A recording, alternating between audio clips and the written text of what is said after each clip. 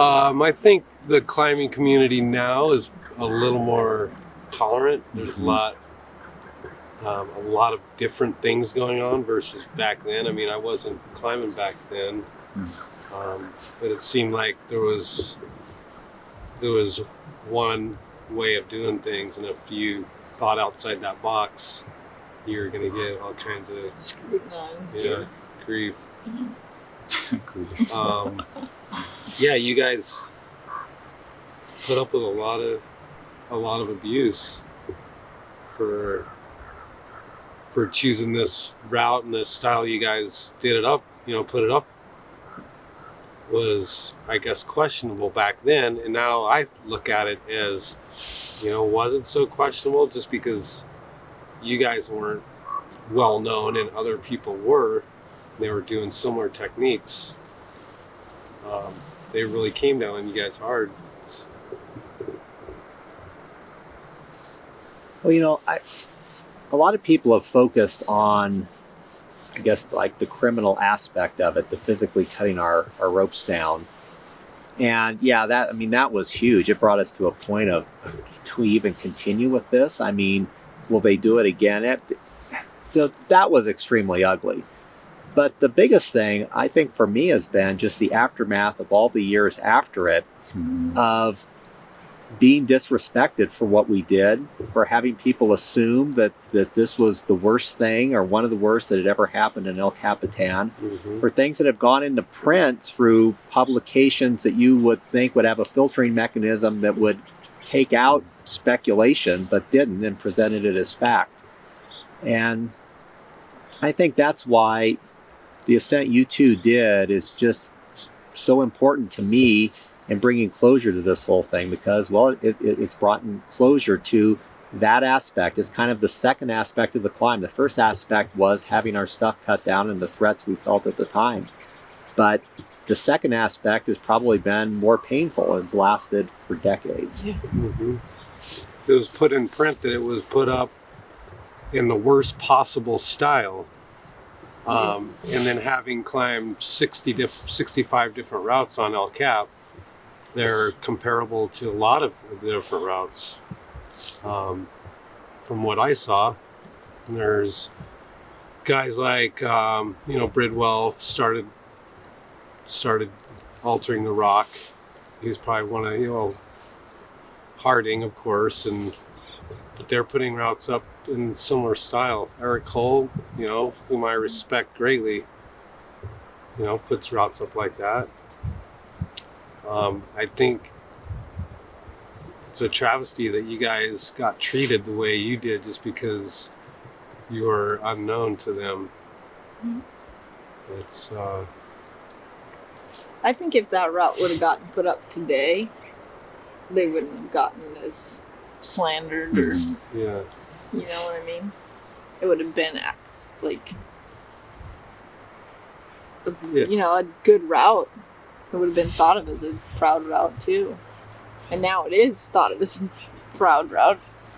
I think what bothers me the most about it is that, to this day, what still bothers me is that you could walk to the base of the thing and look up at it and see that it wasn't what it was being said to be. Right. Yeah. And if you so much as pulled out a pair of binoculars and looked up higher, it's crystal clear that it's not what it was said to be. Right.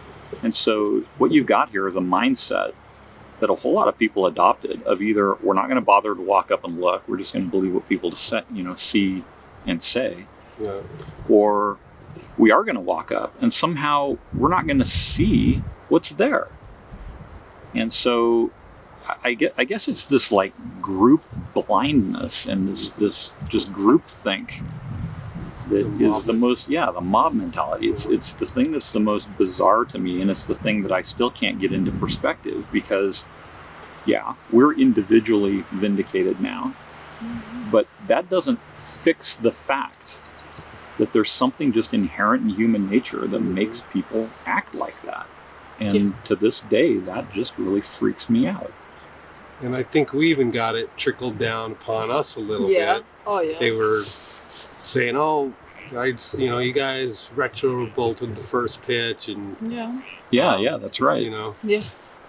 while we were fixing pitches. Yeah, and it seemed like it seems like people are just really ready to point the finger and be judgmental. And well, it can't be that because we know it was a rivet ladder and they chiseled their way up the whole thing, and then come to find out that's not what happened. Kind of. Do you think the difficulty of the climb creates this group psyche? Well, I think part of it is that's probably the most significant thing that's come out of it is that it's just a very different climb than anything else on El Cap. Everything else on El Cap, you can pretty much see from the naked eye, like from right here in the meadow, where that route's going to go. And some of the really hard routes on El Cap, the features just get really small, and you end up finding yourself doing very small little seams and dihedrals and whatnot that you can't see with the naked eye, but you can get a scope, and you can map out where that route is going to go with a telescope.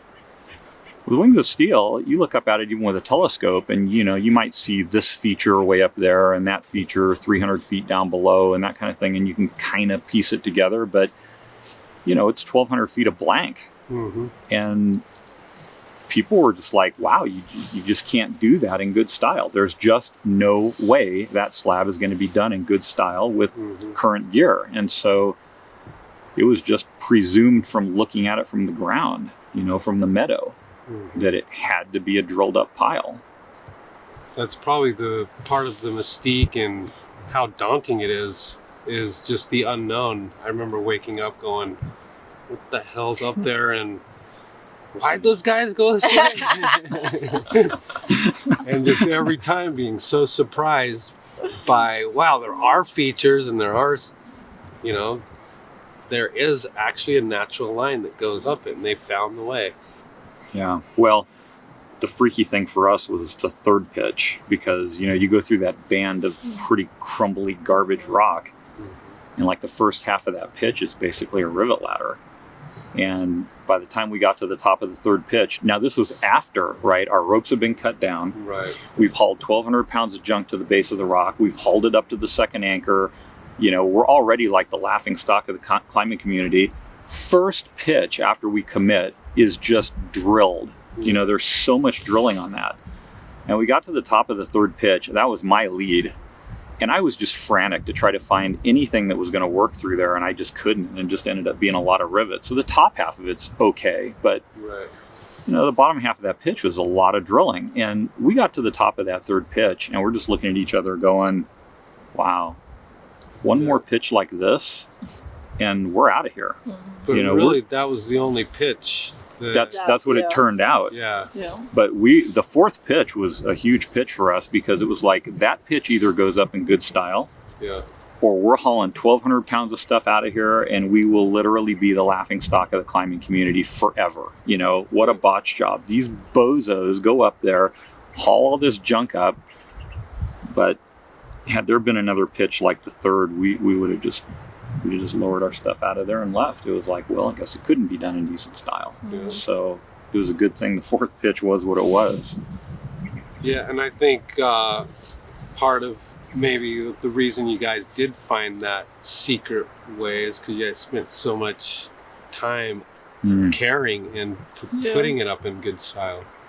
And a lot of guys now are like, they focus on that 39 days as a negative thing, where you guys were taking your time and doing it in the best possible style you guys could do. And you can see it as I climbed the thing, I could see that. And I began to appreciate it.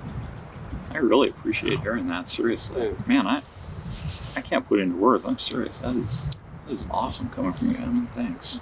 Well, the thing is, after we got done with the climb, we knew the climbing we did. We knew that we climbed it to the best of our ability. But something that's always been out there hanging over us is, how did it take you 39 days? Is it possible that any competent team, under any circumstances, okay, there's storms and, okay, you have your explanations, But seriously, can anyone take 39 days to do it and possibly be competent? Doesn't that just prove, And I go over it in my mind, and here's how the days add up, and this and that. So what you're saying now is just really meaningful to me, because it helps to show that aspect of it, the length of time that it took, is understood. Yeah. That's Yeah, I say it. I honestly didn't expect this aspect of it to come out, in all this talking, but you literally cannot imagine how huge that is for us to hear you say that, because that was part of the botch, was how long we took. And it's like, you're the first person, and you're the one who's been there, and you're the first person to say, it's understandable. Yeah.